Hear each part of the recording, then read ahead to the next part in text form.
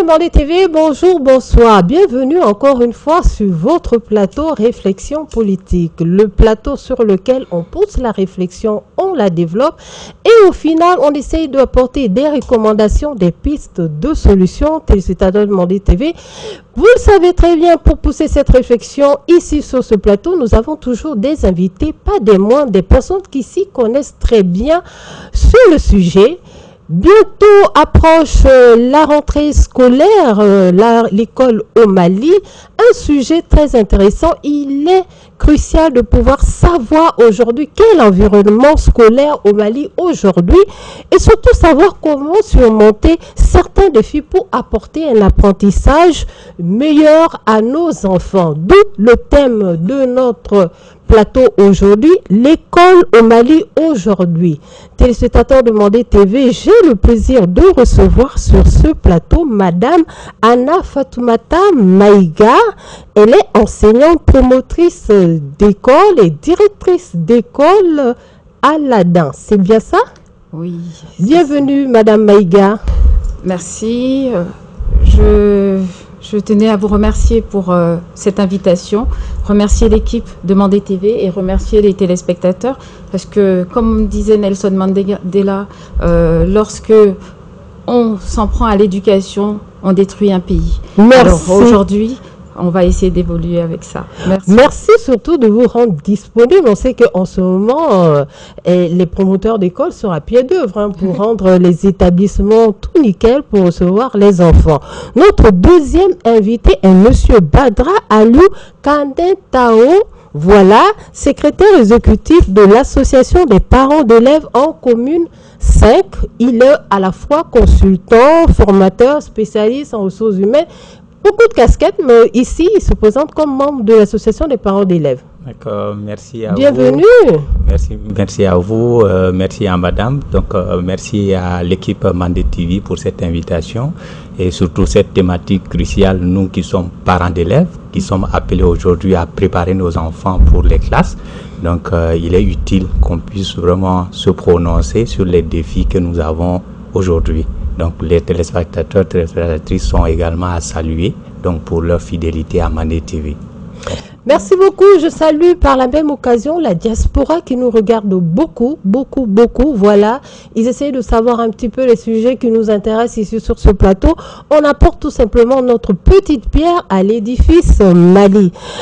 Comme on le disait très bien, l'école au Mali a commencé avec la période coloniale. C'est le colon, le dominateur de l'époque, qui a décidé d'installer l'école. Et en installant l'école, il y avait d'abord l'école des otages qui devait capter des élites pour mettre en place. Je ne ferai pas ce résumé ici, c'est à vous que je vais plutôt tendre cette perche-là. Pouvez-vous nous faire un bref historique de l'école au Mali? Alors, il faut savoir que l'école au Mali n'a pas commencé à la période coloniale. Bien sûr, quand on regarde vraiment l'histoire du Mali, on peut voir que déjà certaines universités, c'était vrai que ce sont des universités coraniques, mais c'était quand même des établissements scolaires comme celle de Sankoré à Tombouctou, qu'il ne faut pas négliger quand même, parce que les étudiants, les apprenants venaient de partout pour venir apprendre. C'est ça l'objectif de l'école, quand on parle de l'école. Effectivement, en 1886, les colons ont installé leur système d'école, d'établissements scolaires, et petit à petit, ils ont mis de côté les madrasas, les écoles coraniques. Mais sinon, l'école existait déjà. C'est important de le mettre en avant. Maintenant, effectivement, faut savoir que quand l'école a été instaurée, c'était une école qui était uniforme à toutes les colonies françaises. Enfin, toutes les colonies qui étaient là. Maintenant, quand on parle depuis 1962, après l'indépendance, il faut savoir qu'il y a eu la première réforme de l'école et qui continue aujourd'hui puisqu'elle s'adapte avec l'évolution de notre culture et notre pays, bien sûr. Et jusque-là, pas mal de gouvernants, de régimes politiques ont essayé, plus ou moins, faut savoir que quand même l'éducation, l'objectif éducatif, c'est un objectif politique aussi. Alors il faut savoir qu'aujourd'hui, à chaque fois, il faut mettre en place, et on évolue, l'école évolue. Quand on échangeait tout à l'heure avec Monsieur Nientao, on a bien vu qu'à l'époque de nos parents et aujourd'hui, il y a des choses qui sont encore bien, qu'on aurait aimé garder, et des choses qu'on a laissées, parce qu'il faut évoluer. Et lors de au fur et à mesure, on va pouvoir avancer sur l'importance de la réforme de l'école, l'importance. Et ce qui est intéressant de garder, et ce qui est intéressant de ne plus garder. Voilà. Monsieur Kayentao, je me tourne vers vous, votre approche aussi sur l'histoire de l'école au Mali, pour notre génération aujourd'hui qui apprend. Elle a pu me rattraper tout de suite en disant que l'école a existé avant l'époque coloniale. Voilà. L'école qu'on connaît aujourd'hui, parce que pour nous, l'école, c'est vraiment l'école de cet héritage colonial. Hein, aller sur les bancs d'école, apprendre l'alphabet français et tout. Vous avez peut-être sûrement d'autres approches à rajouter ou des angles à nous orienter. Oui, ce qui est vraiment très intéressant, c'est vraiment ce rappel que Madame venait juste de faire, parce que nous sommes riches de cultures diverses et chaque culture avait son mode d'enseignement, parce que pour comprendre juste l'école, c'est un outil d'enseignement et d'éducation, donc pour une nation. Donc qui connaît déjà le Mandé et les empires qui s'y sont succédés, donc nous avions notre modèle d'enseignement, notre modèle d'éducation. Donc, mais cet enseignement de format occidental, donc c'est ce qui est apparu donc lors de des périodes coloniales, donc notamment avec les systèmes dont vous parlez tout à l'heure, donc l'école des otages qui a évolué après pour former des élites, et ces élites donc pour pouvoir asseoir donc des régimes en quelque sorte occidentaux, donc ont besoin d'encadrer donc une sorte d'élite donc qui pourrait perpétuer en quelque sorte la doctrine occidentale, donc qui a évolué donc jusqu'à aujourd'hui. Donc on a parlé un peu des années 62, donc qui a connu déjà ses premières réformes en tant que Mali indépendant, et successivement on est apparu aux années 94 avec les ajustements structurels, donc notamment la réforme du système éducatif, donc d'où l'apparition donc des programmes d'éducation, notamment les PRODEC 1, 2, 3 jusqu'à 4, et après nous avons eu également les différentes réformes, notamment la nouvelle école fondamentale, et après nous avons eu également l'approche par compétences dans les années 70, et jusqu'à aujourd'hui ça évolue encore, parce que pas plus tard que l'autre jour j'ai vu le communiqué qui parle un peu de l'enseignement de l'entrepreneuriat, donc à l'ouverture des écoles cette année, dont des programmes sur cette thématique aussi vont se dérouler durant cette année scolaire, donc qui est une première aussi. Donc ça évolue, et maintenant nous on se pose des questions, des parents d'élèves, donc maintenant nous aurons à approfondir ces quelques interrogations que nous avons en tant que parents d'élèves. Quelle élite nous sommes et quelle élite nous comptons avoir demain, et quel apprentissage approprié pour former ces élites-là. Quelle élite nous aimerons avoir pour demain? Mais dans ces élites, très souvent, on met un petit peu à l'écart la fille, la jeune fille. Madame Maïga, vous venez de dire que l'école a commencé avant l'école coloniale, hein, on peut le dire. Mais est-ce que cette école-là, il y avait la place pour la fille, déjà? Alors, il faut savoir que culturellement, si on regarde vraiment au niveau de l'historique, la femme avait sa place, mais ce n'était pas la même place au niveau éducation. Et je pense que quand on regarde l'évolution de l'école, on voit bien que l'école et les filles, c'était vraiment en parallèle. La fille, elle était préposée pour être mariée, avoir des enfants, s'occuper de la famille, de la maison, ce qui est déjà une première éducation, première base de l'éducation donnée. Mais on ne valorisait pas l'éducation de ces filles-là. Puisque quand on regarde aussi l'histoire du Mali et qu'on voit le rôle de la maman de Soundiata Keïta, on voit bien qu'elle était là, elle a éduqué son enfant, elle a donné la force, c'était important. Mais quand on regarde de cette période-là à aujourd'hui, on voit qu'il y a eu beaucoup de questionnements sur l'éducation des filles.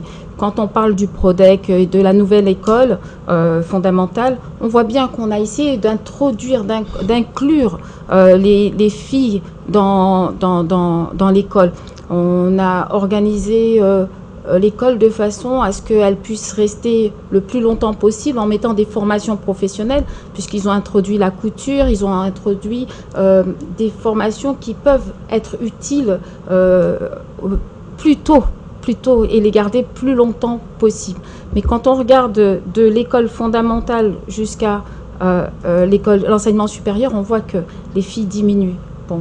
C'est la culture, il faut qu'on réfléchisse autour de ça avec les parents pour qu'on puisse trouver des solutions. Mais je sais que c'est une réforme qui continue, c'est un questionnement qui continue au niveau de la société, au niveau des ministères de l'éducation nationale, puisque l'important c'est...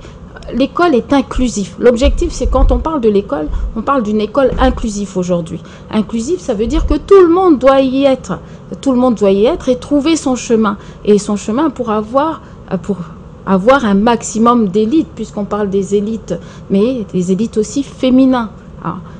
Quand on regarde aujourd'hui, quand on monte à l'université encore, et on voit qu'il y a de moins en moins de filles.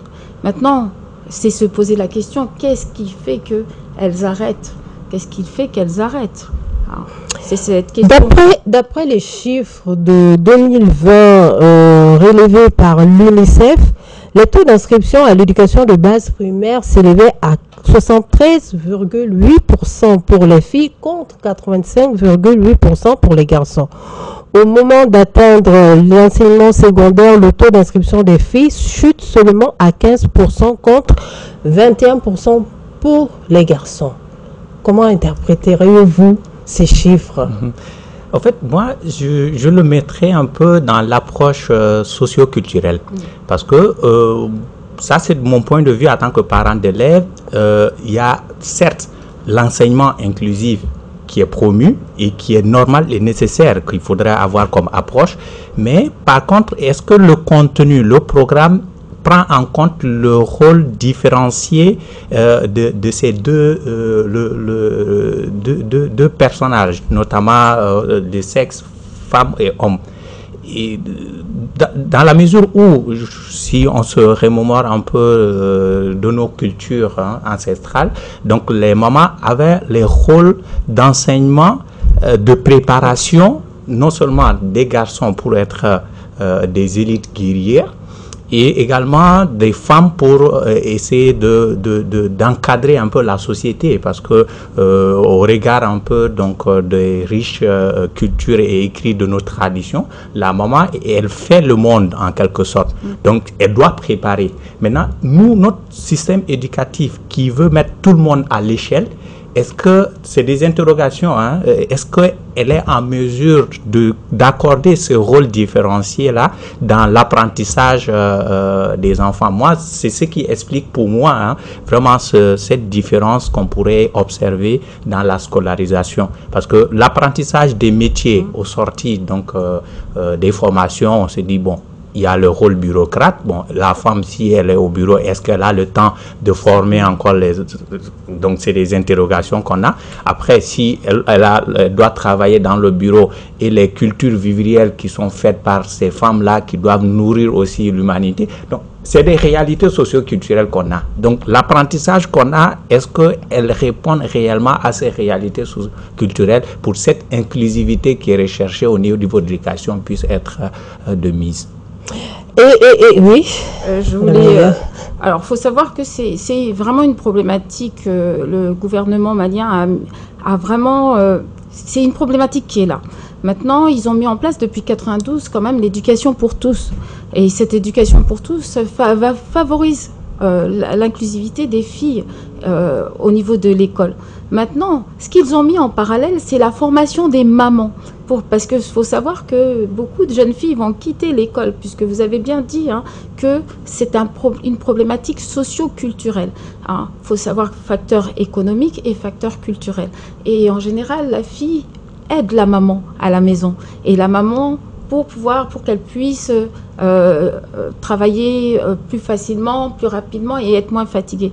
Mais il y a eu une réflexion au niveau du ministère de l'Éducation nationale en se disant est-ce que si on aide les mamans à avoir un revenu supplémentaire, elles pourront laisser ces filles continuer à travailler. D'où la formation des mamans dans la transformation des aliments, dans la couture. Ils ont mis en place des formations génératrices de revenus. Ce qui fait, c'est pour ça que cette marge que vous avez dit, quand vous avez donné les pourcentages, il faut voir, elle est beaucoup plus... Elle diminue chaque année. Ça veut dire que l'objectif commence quand même à être atteint. C'est une problématique qui est réelle pas seulement au Mali. Quand on regarde les statistiques dans le monde, on voit qu'il y a quand même un écart entre les filles et les garçons. Mais au niveau du Mali, comme ça fait partie des problématiques de l'éducation nationale, du coup, on est aussi en train de travailler au niveau social. Je pense qu'il y a beaucoup de ministères qui sont autour de nous, surtout le ministère de la Femme et de l'Enfant, pour pouvoir remonter un petit peu la scolarisation des filles. Voilà. Et le Prodec, on en a parlé, mais il y a beaucoup de choses qui se mettent en place, mais qui sont en train d'évoluer. Et pour moi, c'est un objectif qui sera atteint d'ici quelques années. Oui, mais aussi les femmes aujourd'hui, elles ont plus d'ambition. Elles changent maintenant. Déjà, même les hommes dans l'approche, celle qui a un niveau scolaire et celle qui n'a pas un niveau scolaire, on commence à faire une certaine différence entre elles. Et aussi, les femmes, elles ont aussi envie de réaliser des choses.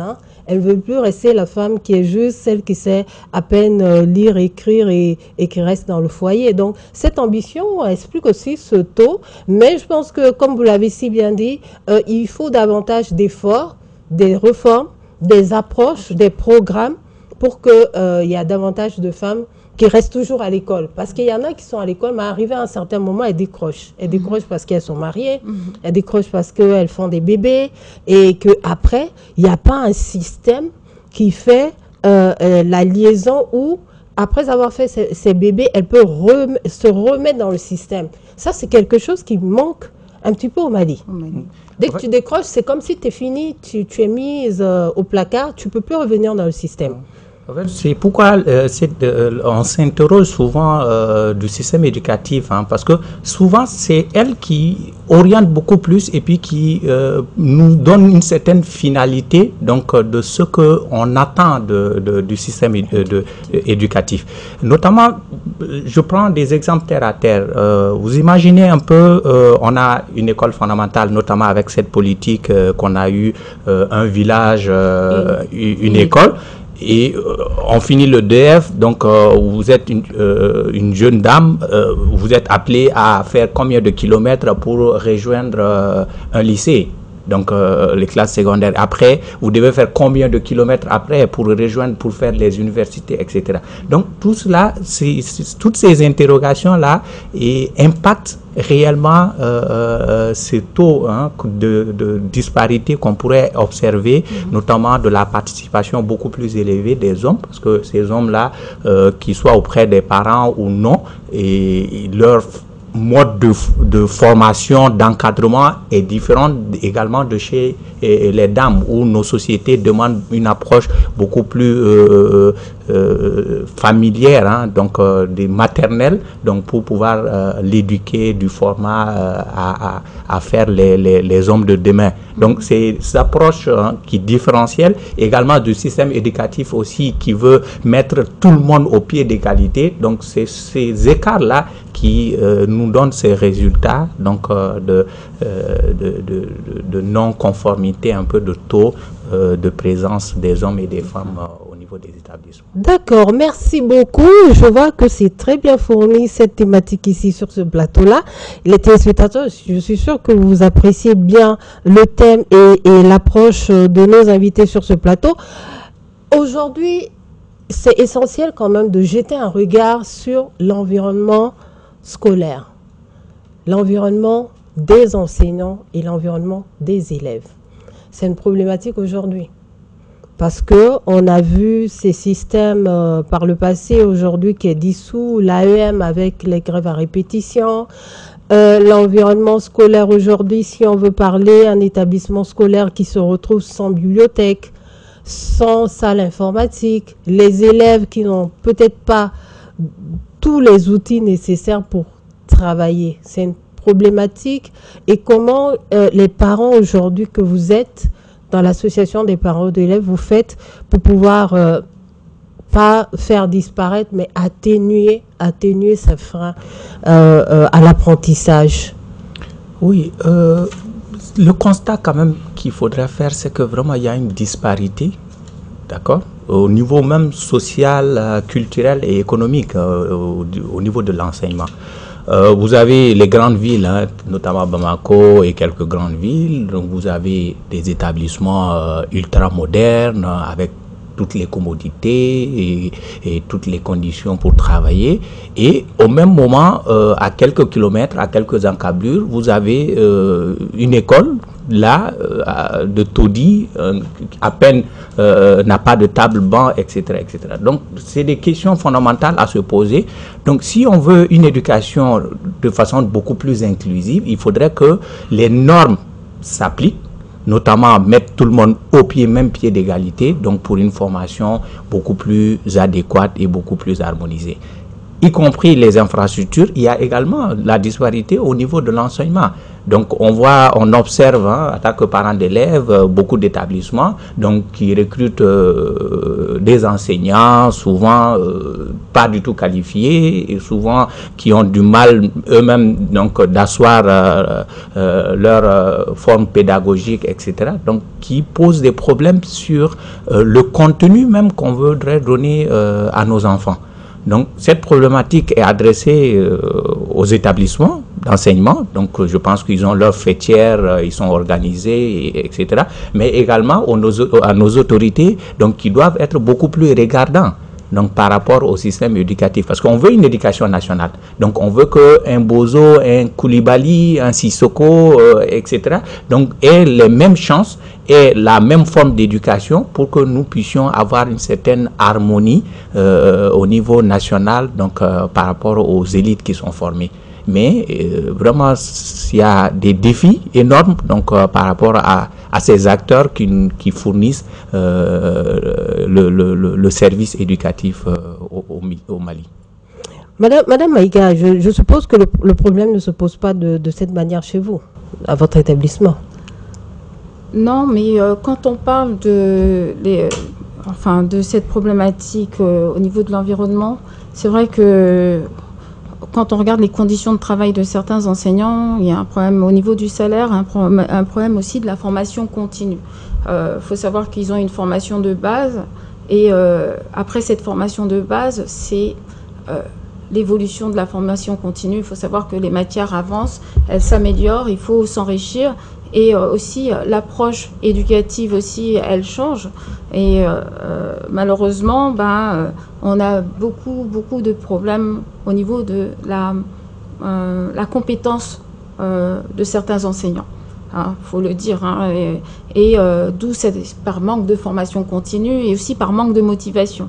Puisque au niveau salarial, quand on regarde certains secteurs, ce ne sont pas les mêmes. C'est pour ça que je n'ai pas cette problématique-là, puisque la formation continue existe, on la met en place automatiquement pour pouvoir accompagner les enseignants déjà pour pouvoir s'améliorer et remettre leur pratique pédagogique à jour, parce que ça évolue bien sûr.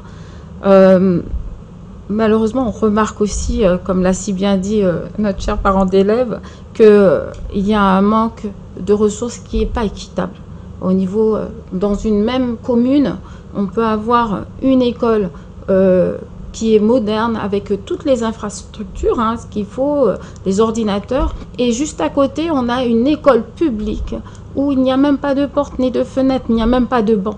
Alors, ça, c'est quelque chose qu'il faut quand même qu'on revoie, et en même temps avec des classes surchargées. Ce qui, malheureusement, on essaye quand même, dans mon établissement, de structurer à ce niveau-là. Il y a un minimum qu'il faut avoir pour donner une bonne éducation, pour que le professeur se mette dans les conditions de professeur et partager son savoir. Alors, et c'est ce que enfin nous aussi, on met l'accent sur cette problématique de l'environnement, parce que c'est l'environnement qui va motiver les enseignants, les élèves, mais aussi les parents d'élèves à mettre leurs enfants dans certaines structures. Vous en tant qu'association de parents d'élèves, quand vous voyez que l'enseignant n'a pas vraiment tous les outils adéquats pour pouvoir donner un bon apprentissage aux élèves, comment vous faites ça? Vous remontez cette revendication au niveau de la direction, ou bien vous allez plus haut au niveau des autorités, au niveau des ministères? Oui, en fait, on a vraiment les démarches, hein, parce qu'en tant qu'association, les associations généralement sont représentées dans les comités de gestion scolaire, donc que ce soit, je pense, dans les privés ou dans les publics. Donc, on a ces comités de gestion scolaire, donc qui aussi a une collaboration étroite avec la direction de l'établissement. Mais ces comités de gestion scolaire également travaillent avec les collectivités déconcentrées, donc qui est aujourd'hui la tutelle donc de l'éducation au niveau fondamental, ou dans les différents caps. Donc, ces réunions s'organisent très souvent, collectivités, les comités de gestion scolaire, également les établissements et aussi le ministère en question. Donc, on a vraiment ces discussions qui sont là, mais c'est beaucoup plus la centralisation donc, de ces défis et également les réponses adéquates pour répondre à ces défis, où on a moins de visibilité et moins de lisibilité. Donc, sur des actions fortes, on va remonter jusqu'au niveau des politiques, donc pour prendre en charge ces défis et ces difficultés-là. Jusque-là, on le voit très bien, hein, parce que si c'était le cas, il y a plein d'établissements aujourd'hui. Il y a des établissements qui avaient des noms. Il y a pas plus tard que quand on faisait des travaux sur ça, je me permets de le dire, le lycée Massamakon Diabaté, par exemple, c'était un lycée qui avait un nom, un prestige, l'ancien lycée Askia. Bon, je ne vais pas faire toute la liste. Nous allons commencer un autre chapitre. Il s'agit de la problématique des élèves et parents d'élèves. On pense toujours que l'école, c'est juste enseignant-élève. Mais pourtant, il y a les parents d'élèves. Madame Maïga. Cette problématique m'intéresse beaucoup parce que là, vous avez mis le doigt sur un problème que tout le monde pense. Quand on parle d'école, on parle souvent des élèves et des enseignants. De la direction, oui. Quand on parle des enseignants, c'est le corps professoral. Mais on oublie que les parents d'élèves sont derrière. Déjà, ils sont derrière comment ? Parce que vous savez que souvent, quand un élève commence à ne plus venir à l'école, il demande à son parent quand même de nous appeler, de nous prévenir. Parce que nous, à l'école, bon, à l'établissement scolaire Aladin, une absence le matin, tout de suite, on essaye de prévenir les parents, d'essayer de voir. Et on sent que certains parents ne sont même pas au courant que l'enfant n'est pas venu. Mais dès qu'ils ont parlé, hop, ils nous appellent en disant non, il a ceci, il a cela. Ce désengagement est quand même de certains parents, et c'est quand même une problématique parce que certains enfants ont besoin de cette rigueur, d'avoir les parents derrière pour pouvoir avancer. Et l'école ne peut pas avancer sans les parents. Hein, puisque quand on commence, l'enfant est devant nous en classe, on sait que normalement, si l'enfant a un parent qui surveille, qui est derrière l'enfant, on sait que l'enfant va évoluer. Même quand il a envie de flancher, il va essayer de se mettre au travail et d'avancer beaucoup plus vite. Or, souvent, pour certains parents, comme ils payent certaines écoles, on dépose les enfants et c'est la responsabilité de l'école. Or non, l'école, c'est l'établissement scolaire, le parent. Et l'enfant aura une très bonne éducation et on sait qu'on pourra avancer. On voit la différence entre les enfants qui sont suivis à la maison et les enfants qui ne sont pas suivis. Bien sûr, il y a la motivation des enfants, mais cette motivation aussi va dépendre aussi de l'accompagnement des parents. Et une école qui avance, c'est une école aussi qui travaille en symbiose avec les parents, en collaboration. C'est ce mot collaboration que j'aime bien quand on travaille avec les parents. Ça, c'est dans le cas des écoles privées, des écoles, si l'on peut dire, à un certain niveau, un standing même à la fois. Mais pour la problématique, elle est plus criarde pour des établissements publics. déjà l'établissement est public, l'enfant est souvent là-bas parce que les parents n'ont pas de moyens de mettre les enfants dans des établissements privés. Ça c'est d'un. Et souvent, le parent n'a même pas été à l'école.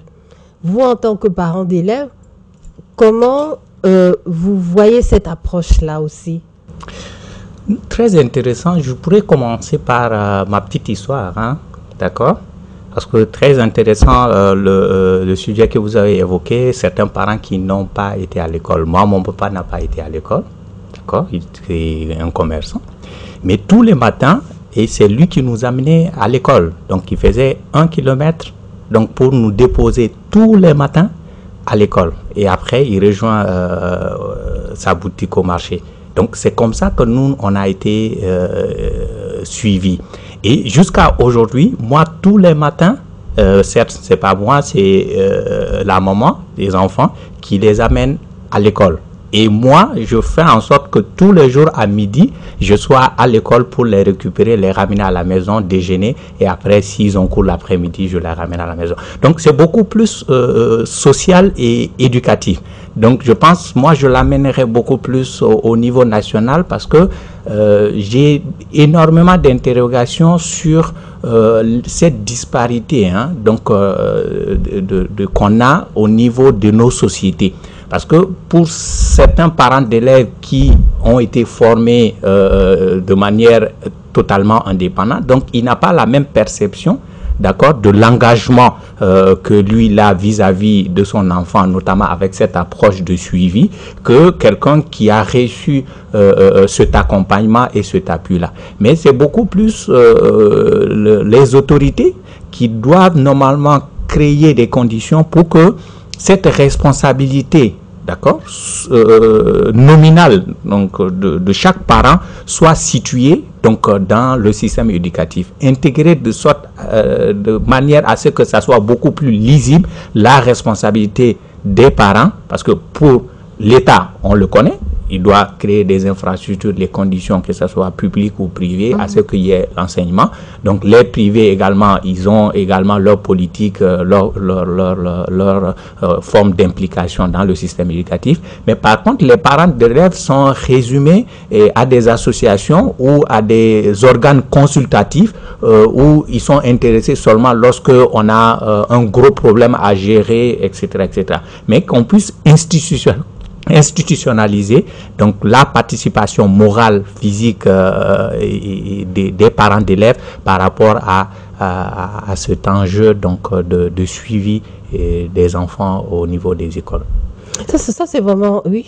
Je voulais dire qu'au niveau national, quand même, il y a quand même une réflexion autour du rôle des parents. Et tout en mettant en avant quand même les obstacles économiques. C'est pour ça que quand j'entends souvent les discours au niveau étatique, on parle beaucoup d'inclure les parents, inclure les parents dans l'éducation des enfants. Et c'est essayer de mettre en valeur ce rôle de parent qui doit participer à l'éducation des enfants. Avant, il y avait, on savait l'importance de l'école. Aujourd'hui, on se pose des questions sur cette importance, puisque c'est beaucoup plus financier, beaucoup plus économique. Hein. Une bonne école, ça veut dire qu'on va payer beaucoup plus cher. Ce qui n'est pas vrai. Si vraiment on suit la ligne de conduite du ministère de l'Éducation nationale, on verrait que toutes les écoles sont au même niveau. D'où la place du CAP, d'où la place des institutions qui surveillent, qui sont les institutions de veille pour l'école. Que ce soit au niveau privé ou public, normalement, on doit être tous au même niveau. Mais le problème, c'est que cette implication n'est pas là. Les parents ne comprennent pas ce rôle pour le moment. Et aussi, on a beaucoup de difficultés aussi au niveau des élèves dans certaines écoles, quand elles sont très grandes. Alors, il y a l'absence et aussi la violence. La violence aussi qu'on rencontre de plus en plus à l'école. Ce qui fait qu'il y a des problématiques qu'il faut qu'on puisse résoudre pour pouvoir essayer de rapprocher, que ce soit l'élève ou les parents, au niveau de l'école. Je pense qu'il y a une faille qui est là Il y a une faille. Il y a une faille et il y a les approches au niveau régional et au niveau des grandes villes. Parce qu'on a très souvent vu, moi je peux quand même le dire, on a très souvent vu un élève qui vient d'une région et quand il arrive dans la capitale, il n'est pas l'élève moderne, mais au niveau des notes, il est nickel. Il se tape des 18, il est l'élève consciencieux, correct, avec le peu de moyens qu'il a, il est très bien. Donc, est-ce que c'est vraiment souvent question de moyens? Je pense que non, parce que vous l'avez déjà dit. Est-ce que les parents, c'est parce qu'ils ont des facteurs, des problèmes économiques et tout? Je ne sais pas. Ça reste assez mitigé, parce qu'on se rend compte aussi dans certaines écoles que c'est les enfants, entre guillemets, des patrons, qui sont des mauvais élèves, qui sont ceux qui ne viennent pas en classe, ceux qui peuvent se permettre de parler très mal au corps enseignant, ceux qui pensent qu'avec l'argent de papa ou l'argent de maman, ils vont pouvoir acheter les examens. Donc, quel travail tous ensemble devons-nous faire pour harmoniser tout cela? Moi, je trouverais beaucoup plus intéressant de s'interroger sur la finalité de l'apprentissage.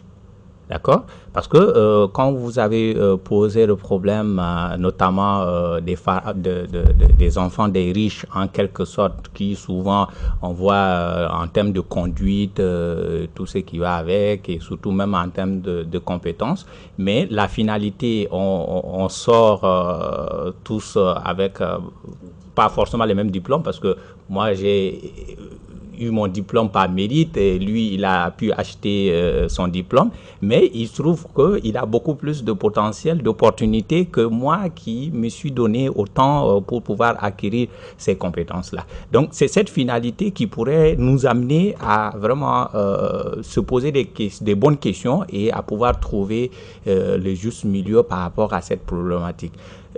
Tout à l'heure, avant même juste de commencer l'émission, j'ai évoqué un peu l'aspect nostalgique un peu donc de ces éducations, formats, implication des parents, y compris des enseignants, donc qui avaient aussi le rôle de parents d'élèves.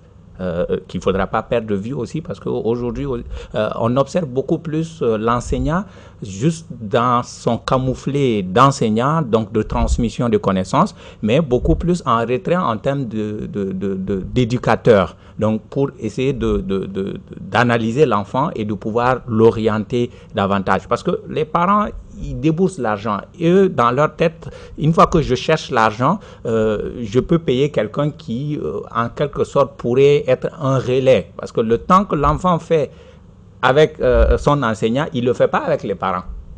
Donc, je pense que le rôle beaucoup plus éducateur doit davantage refléter le rôle de l'enseignant et pour pouvoir nous amener avec vraiment une éducation beaucoup plus... Mais quand les parents ne veulent plus que l'enseignant ait ce rôle d'éducateur, parce que de plus en plus, on voit les parents qui disent « j'ai mis mon enfant à l'école, on va juste le former et le reste, ce n'est pas votre problème ». On entend ça. On a essayé d'enquêter, de pouvoir sonder un petit peu. L'enfant aujourd'hui, même si l'éducateur hausse un peu le ton sur lui, mais là, il court, mais il est pressé de rentrer à la maison pour aller dire à papa et maman, oui maman, l'éducateur a haussé le ton sur moi, il a à la limite menacé de me frapper. Donc cette question aussi de le rôle d'enseignant qui peut réprimander l'enfant, qu'est-ce qu'il faut faire? On lui donne carte blanche ou pas? Alors, faut savoir que l'éducation est une question d'autorité aussi. Hein, et c'est quelque chose qu'on apprend aussi au niveau de la formation, savoir être autoritaire sans dépasser les bornes. Parce qu'avant quand même, les châtiments corporels, c'était quand même parfois très injuste. On ne peut pas revenir en arrière sur ça. On parlait de ça tout à l'heure avant de commencer. Et c'est pas possible. C'est pour ça que ce soit au niveau de la loi, ça a été enlevé. Ça a été enlevé parce que ce n'est pas si juste. C'est pas une justice réelle. C'est pas comme ça qu'on va apprendre aux enfants. Mais la posture d'enseignant, elle doit être là. cette posture-là, c'est ce qu'on doit remettre en place. Et cette posture-là, malheureusement, certains parents la défient devant les enfants. Et c'est ce qu'on doit revoir avec les parents d'élèves. Un enseignant, il faut le garder à sa place d'enseignant. Il sait pourquoi il fait certaines choses, il fait certaines recommandations. Un enfant, c'est un enfant.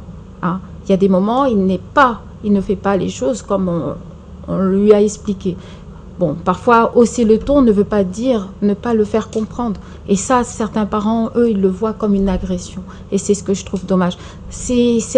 Et quand on regarde dans le fond, on se dit qu'il y a un problème de confiance entre les parents et l'enseignant. Parce que si l'enfant se permet de jouer entre l'enseignant et les parents, c'est qu'il y a un problème de confiance. Ça veut dire que le parent qui paye l'école, pour certains qui confient leurs enfants à l'école, n'ont pas confiance à cette institution.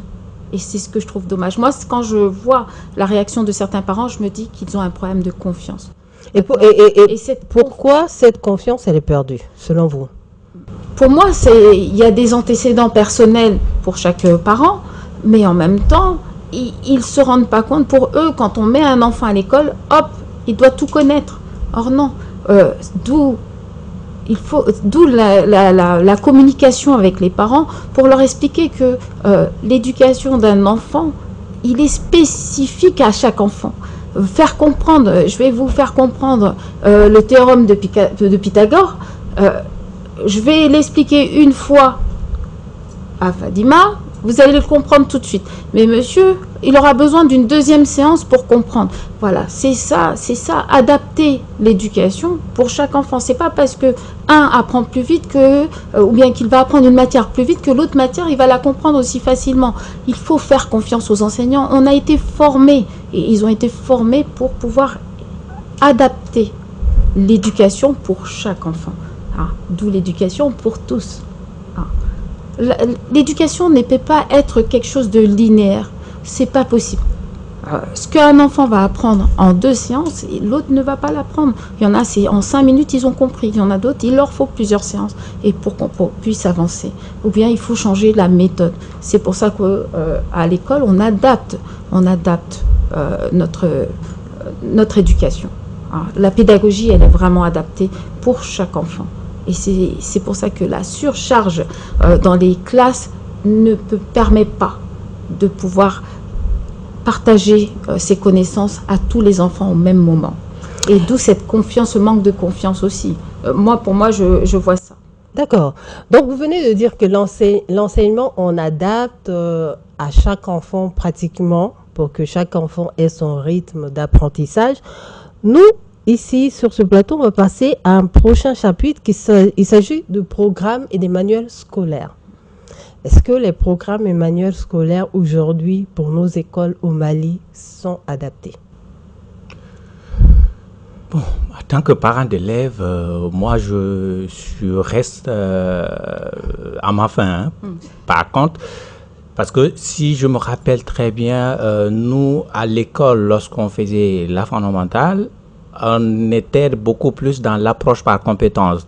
Quand je dis l'approche par compétence, les matières qui sont enseignées, notamment la technologie, lorsqu'on demandait on nous demandait de dessiner les cubes, on ne prenait pas les feuilles seulement pour dessiner les cubes. On fabriquait des cubes qui sont enseignés. Et si on devait faire la science naturelle, donc les différentes botaniques qui sont enseignées, on partait chercher donc ces matières-là et on venait enseigner en classe. Et notamment les autres matières, etc., etc. Mais aujourd'hui, ce qu'on observe beaucoup plus, c'est vraiment la transmission de connaissances de façon littéraire. Bon, je pourrais peut-être être contredit par les spécialistes de la question, mais c'est ce que parents d'élèves, nous, on constate aujourd'hui, que nos enfants sont devenus beaucoup plus des récitards. S'il s'agit de réciter les leçons, ils assimilent. Mais quand on les met dans la pratique, on veut qu'ils puissent nous apporter une matière et de pouvoir nous expliquer de manière beaucoup plus technique ou scientifique, ils ont du mal.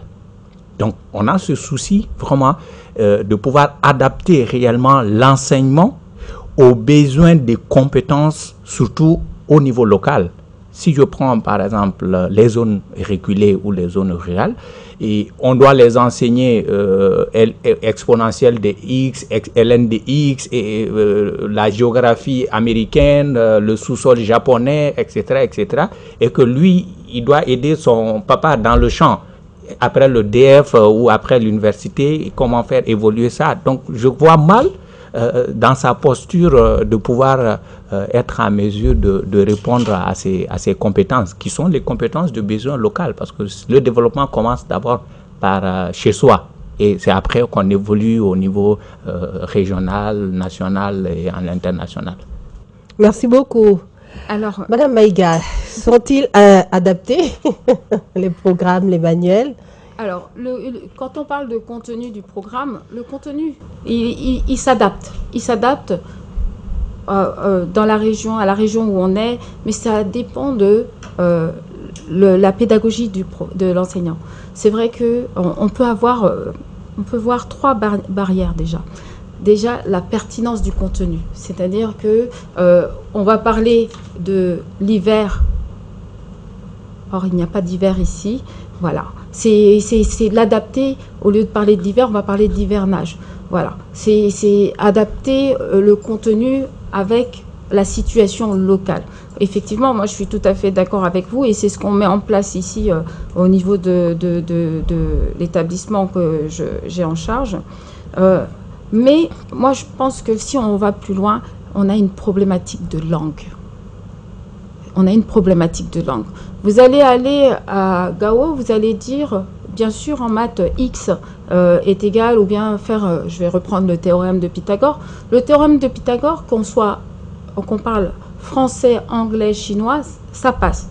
Mais quand on va essayer de parler, par exemple en sciences, de tout ce qui est mitochondrie et tout ça, ça ne va pas être adapté. Par contre, si on en parle, on en discute dans la langue locale, l'enfant va tout de suite comprendre.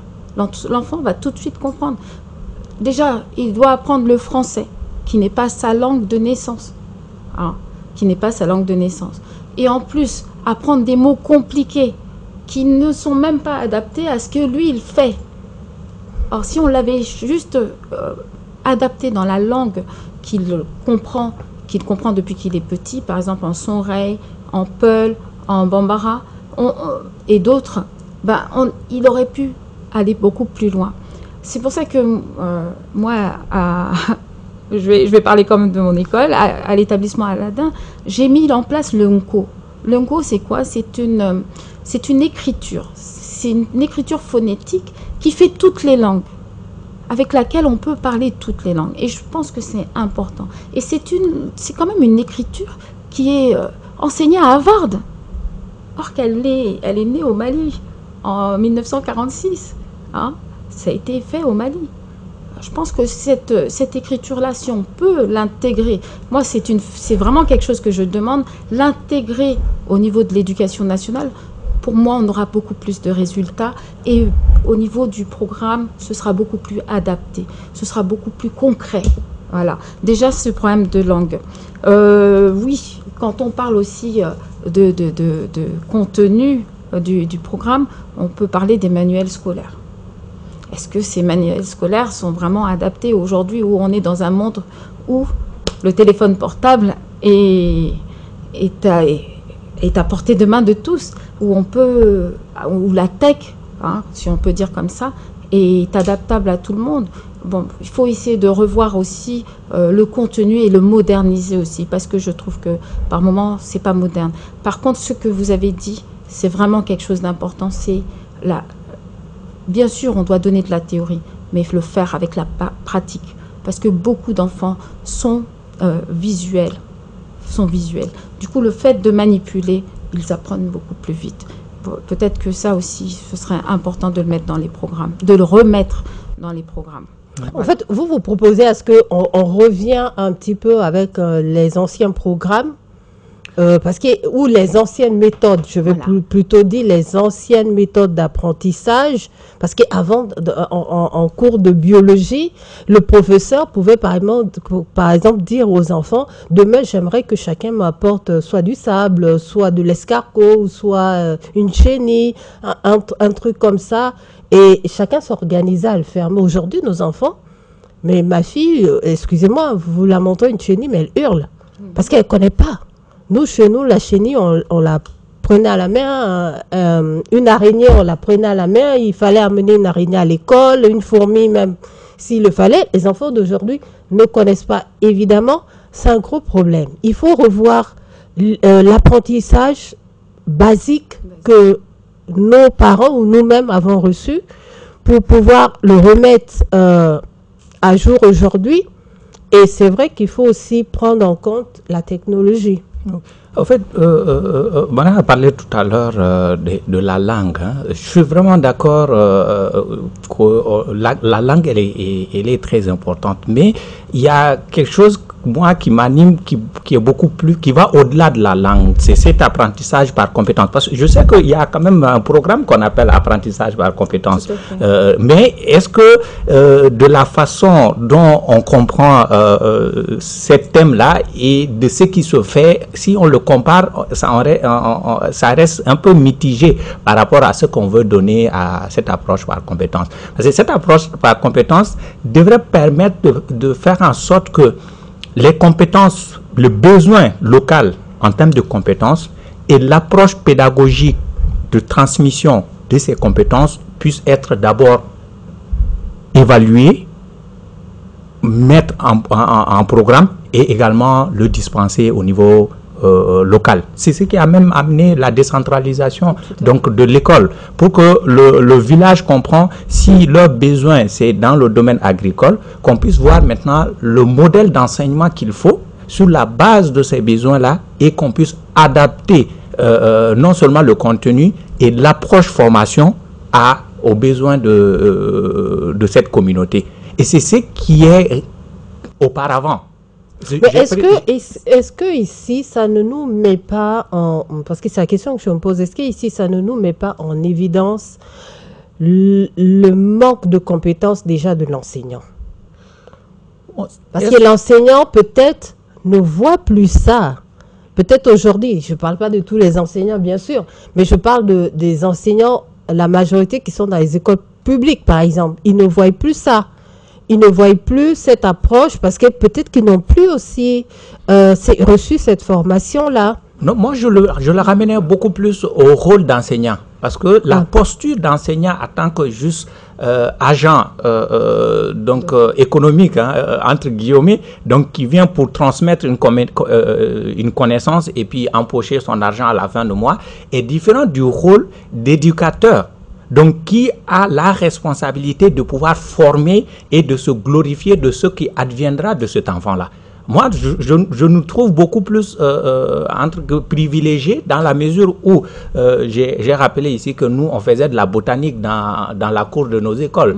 Les tomates, on faisait les semis. Après, quand arrivait au moment d'enseigner la tomate, on ramenait les tomates de nos cueillettes. Et après, ces tomates-là, on fabriquait même, on fait des petits repas avec ces tomates-là, etc. Donc, ça, c'est de la pratique. Et quand tu élèves un enfant de cette manière, donc il a une certaine responsabilité, d'accord? Mais par contre, les enfants même regardent beaucoup plus l'enseignant aujourd'hui comme un acteur économique qui est là seulement pour prendre l'argent de son papa. Donc, vous voyez un peu cette vision qu'on a non seulement des parents d'élèves et même des enfants qui commencent à construire cette image de l'enseignant. Et c'est ce qu'il faut revoir.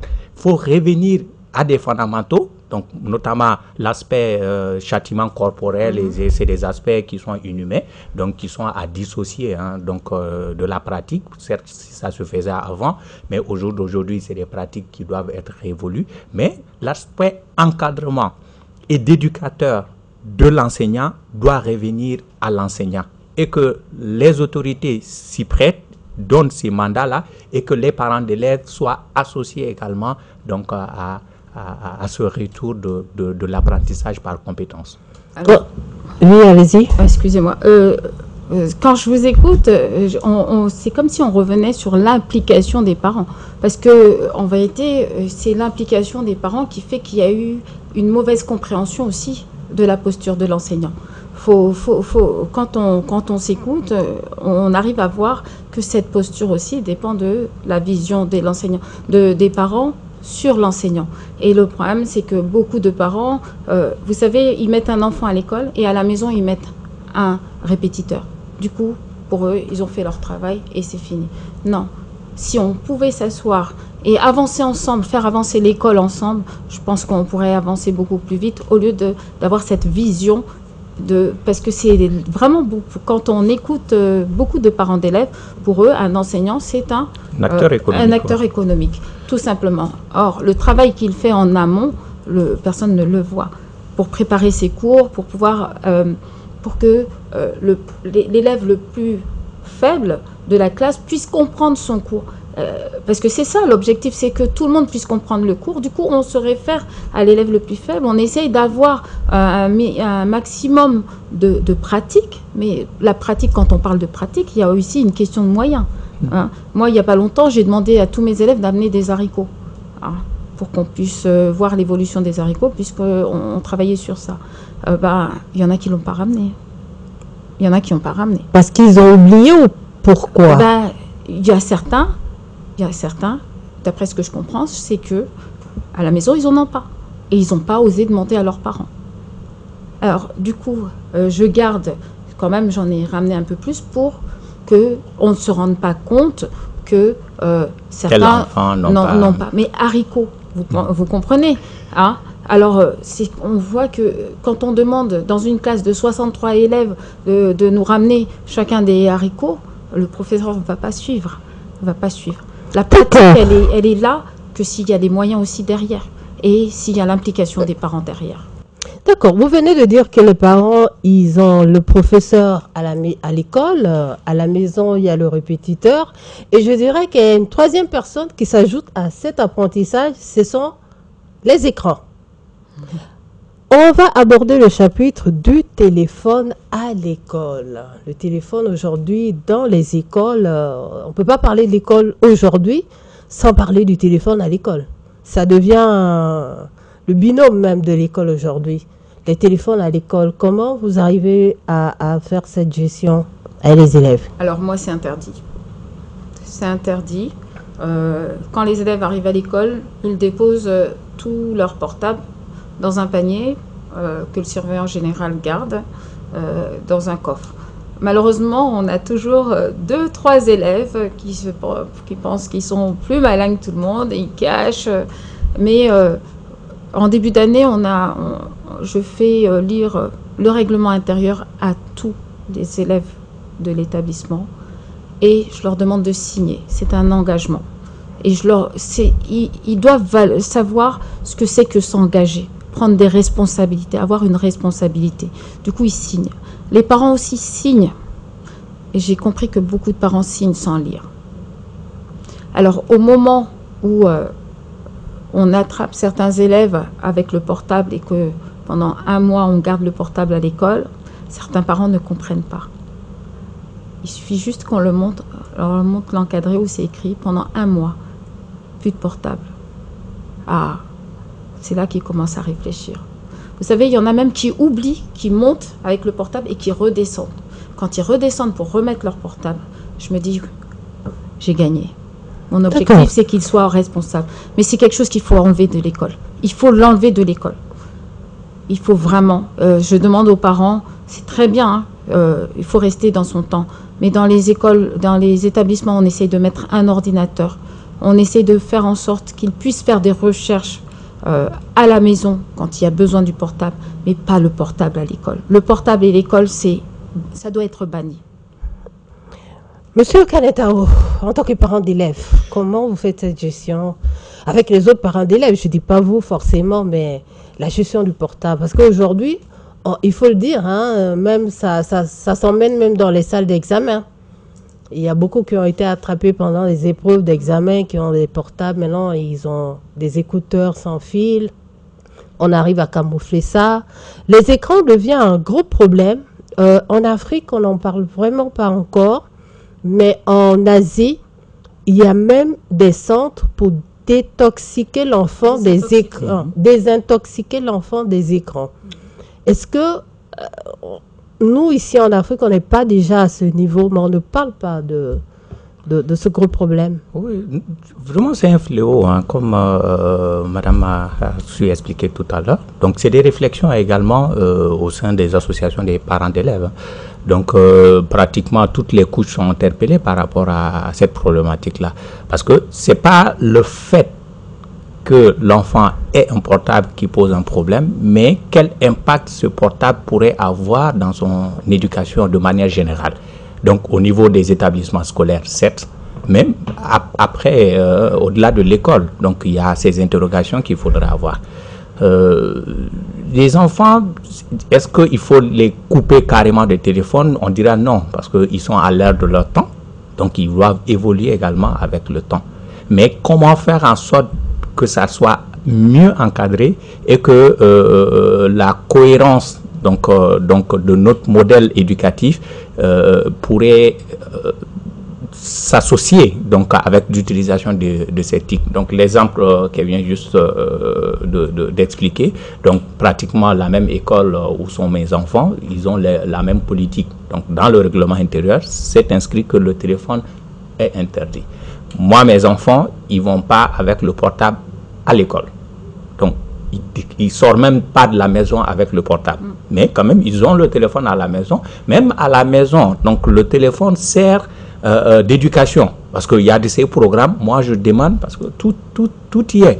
Donc moi je leur demande, bon, allez-y faire des recherches, donc avec l'écran plat de la maison, donc ils vont faire des recherches. Moi-même je suis assis, donc je regarde comment ils font factorisation, développer, ordonner et tout ça là. Donc il a même un accompagnateur, au-delà déjà donc de ce livre physique qui est là, mais le numérique également lui permet de pouvoir être accompagné. Et pas plus tard qu'il y a quelques semaines, j'ai même vu qu'il y a un Smart School qui a été créé pour faire en sorte de développer des contenus numériques, donc qui peut permettre aux zones défavorisées où il y a un manque d'enseignants, etc., qu'il y ait des programmes qui... Donc le portable en soi est très bien. Ça nous permet souvent de gagner en temps, de pouvoir combler un certain nombre de gaps, mais il faudra faire en sorte que ça puisse être réglementé et surtout au cas, hein, donc aux situations, adapté aux situations. Quand on parle de smartphone, de tout ce qui est téléphone, il faut savoir que, comme vous l'avez dit tout à l'heure, il y a vraiment un impact sur la santé des yeux, bien sûr, mais la santé mentale de l'enfant. Ça joue sur sa concentration. Ça joue sur sa concentration, c'est vraiment important, et sur l'apprentissage. Parce que tout ce qui est dit dans les smartphones, ce n'est pas la réalité. Et pour beaucoup d'enfants, ils pensent que c'est vrai. Ce problème de déconcentration aussi joue sur l'apprentissage en classe. D'où l'interdiction dans mon établissement surtout. Alors, je ne veux pas voir de portable. Et j'insiste au niveau des parents à ce niveau-là. Quand on met un enfant à l'école, c'est pour qu'il apprenne quelque chose. Mais si, au bout d'un mois, on trouve un enfant qui devient introverti, parce que le smartphone, ça isole. On a beau dire qu'on parle avec l'international, mais ça isole les enfants. Ça isole même la personne qui est tout le temps sur son ordinateur. Du coup, pour moi... c'est quelque chose à bannir même de la maison. Même de la maison, pourquoi? Parce que vous allez dire que vous allez gérer, vous êtes là, mais vous n'êtes pas tout le temps là. Pour beaucoup de parents, ils ne sont même pas là, ils sont absents. Et là, le seul lien qu'ils ont avec leur enfant, c'est le téléphone. C'est le téléphone. Dès qu'ils ont fini de parler, qu'est-ce que l'enfant fait? Au lieu de faire ses cours, au lieu de s'amuser, de vivre comme un enfant, il est sur son ordinateur, son smartphone et autres. Et je trouve que, comme vous l'avez dit, il faudrait mettre en place une réglementation, que ce soit quelque chose de national, parce que ça va être un fléau national. Vous savez, dans les villages, maintenant, tout le monde a des téléphones. Peut-être pas aussi modernes, mais ça arrive. Ça arrive très vite. Moi, j'ai trouvé que c'est arrivé très vite dans nos pays africains qu'en Europe. C'est arrivé beaucoup plus vite. Et aussi... peut-être voir cette matière, la technologie à l'école. C'est-à-dire travailler sur l'ordinateur, comment on fabrique un ordinateur. Vraiment essayer de moderniser nos cours pour que l'enfant même puisse savoir l'intérêt et apprendre à partir de cette technologie, cette nouvelle technologie qui arrive très vite. Voilà, prendre le bon côté et laisser le reste. D'accord. On a très bien compris, hein, le portable, les téléphones, les écrans sont aujourd'hui un outil bien utilisé, peut être essentiel pour l'apprentissage des enfants, parce qu'aujourd'hui, surtout pour nos pays africains, où de plus en plus, c'est très difficile de voir des bibliothèques, de voir des salles informatiques. Donc, les parents, les enseignants essayent souvent de combler ce déficit avec le téléphone, mais c'est pas la solution, c'est clair et net. Chers invités, le temps nous fera vraiment défaut. Pour pouvoir clôturer ce thème, je vais vous demander vos recommandations et des pistes de solutions essentielles, nécessaires pour l'école aujourd'hui au Mali. Madame Maïga, commence avec vous. Oui, en tout cas, moi je suis très contente d'avoir abordé ce sujet parce que c'est un sujet qui me tient à cœur. C'est vrai que j'espère qu'on va reprendre pour pouvoir approfondir beaucoup plus. Au niveau de mes recommandations, moi je travaille sur la confiance. Vraiment, si on peut travailler sur ce phénomène de confiance entre les parents et les institutions scolaires. Parce que aujourd'hui, beaucoup de problématiques qu'on peut mettre en avant sont des problématiques d'incompréhension entre la posture éducative et le rôle de parent. Alors, certains parents ne comprennent pas qu'il faut accompagner ces structures pour qu'on puisse faire avancer nos enfants. La deuxième recommandation, il faut savoir que pour moi, l'école quand même, c'est la formation d'un citoyen. Du coup, on a besoin que l'État continue son investissement, continue ses initiatives pour qu'on ait des écoles adaptées, sans surcharge d'élèves et avec une formation continue des enseignants et une vraie prise en charge des élèves à besoins spécifiques. Parce qu'on n'en parle pas beaucoup, mais on a beaucoup d'élèves à besoins spécifiques. C'est vrai qu'aujourd'hui, un village, une école, je pense qu'on devrait le remettre à jour et essayer de vraiment implanter ça. Mais une école moderne qui prend en compte l'enfant, surtout l'enfant. Merci beaucoup, Madame Maïga. Monsieur Kanet, vos pistes de solutions? Oui, pour des pistes de solutions, c'est vraiment une politique qu'il faudrait revoir. Donc, déjà, au passage, il faudra avoir une pensée pour l'ouverture prochaine, les zones qui ont été inondées où aujourd'hui les habitants se sont réfugiés dans ces établissements-là, où on a vu aussi des établissements qui sont complètement inondés parce que la période hivernale, selon les météos, est prolongée jusqu'au mois de novembre. Et qu'en serait-il donc de ces établissements-là qui sont dans les bas-fonds?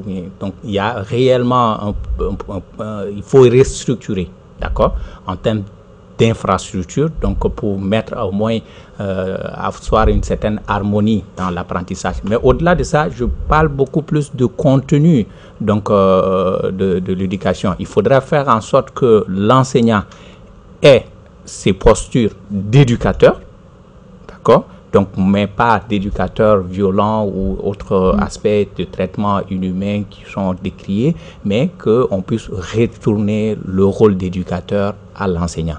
Et troisième proposition que je pourrais faire, c'est notamment l'apprentissage de métiers dans les établissements. Dès les classes de 4e, 5e année, on pourrait penser à introduire ne serait-ce que 3 corps de métier pour que à la 9e année, au DEF, déjà, ces enfants-là, au moins, ils maîtrisent un certain nombre de métiers. Les pays asiatiques se sont développés avec l'apprentissage des métiers. Nous avons la cordonnerie, nous avons même les recyclages des téléphones, etc., etc. Chaque établissement peut faire le choix avec une politique institutionnalisée, donc de l'apprentissage au moins de 3 corps de métier. La dernière fois, lors des assises de la refondation, ces sujets ont été évoqués. J'ai été porteur de ces messages-là. J'ai même travaillé en commission sur ça. Donc, la Maison des artisans aujourd'hui, qui a même présenté 500 corps de métier où ils ont des maîtrises, ils ont des enseignants qui sont formés sur ces métiers-là, peuvent se déployer également en appui avec le corps enseignant actuel, mais si c'est institutionnalisé, pour que les enfants apprennent les métiers. D'accord, merci beaucoup. Moi, je vais juste rajouter ça en conclusion, si je peux. C'est l'implication de plus en plus des parents, tout simplement. Voilà, c'est une recommandation, c'est des pistes de solutions. Il faudrait tout simplement que les parents s'impliquent davantage pour l'apprentissage de nos enfants qui sera les ressources humaines de demain. Le Mali de demain, ce sera cette génération-là. Nous, après un moment, on sera out et eux, c'est ça. Donc, téléspectateurs de Mandé TV, nous sommes à la fin de notre réflexion du jour. Voilà qui a pour thème l'école au Mali aujourd'hui. J'ai sur ce plateau comme invité Madame Anna Fatoumata Maïga, ou Madame Maïga même déjà à la base. Elle est enseignante, promotrice et directrice d'école Aladin. Madame Maïga, merci. Merci à vous et merci à l'attention de tous les spectateurs. Et vraiment, c'est un thème qui me tenait à cœur et merci pour votre engagement envers l'éducation, vraiment. Merci beaucoup. Merci. Deuxième invité sur ce plateau est Monsieur Badra Aliou Kanentao. Il est secrétaire exécutif de l'Association des parents d'élèves en commune 5. Il est consultant, formateur et spécialiste en gestion des ressources humaines, sa profession. Monsieur Kanyantao, on se dit peut-être à la prochaine. Oui, vivement, et très intéressant encore de se retrouver sur ces thématiques-là, donc surtout en tant que parent d'élèves, souciés du devenir de ces enfants, parce que nous avons eu la chance d'être formés, peut-être on n'était pas aussi nombreux, mais avec la taille de la population, les enjeux sont énormes. L'investissement, il faudrait, et des infrastructures, il faudra, et l'enseignant de qualité, il faudra le trouver, et surtout les parents de qualité aussi. Donc, il faudra avoir pour l'avenir de demain. Et vous remercier encore et réitérer notre disponibilité aux besoins pour venir échanger. Et remercier les téléspectateurs, téléspectatrices de Mandé TV, donc pour vraiment la qualité de vos installations et également vivement une prochaine édition. Merci beaucoup, ce sera un plaisir vraiment de pouvoir vous revoir sur ce plateau de réflexion politique. Comme on le dit très bien à nos téléspectateurs, c'est le plateau qui permet de débattre de tous les sujets qui concernent la nation, le Maliba. Téléspectateurs de Mandé TV, on se dit à la prochaine. Restez sur les ondes de Mandé TV, allez-y aussi sur nos pages YouTube, Facebook, Mandé TV, Reflet du Mali, et je salue la régie qui a assuré cet enregistrement. On se dit à la prochaine.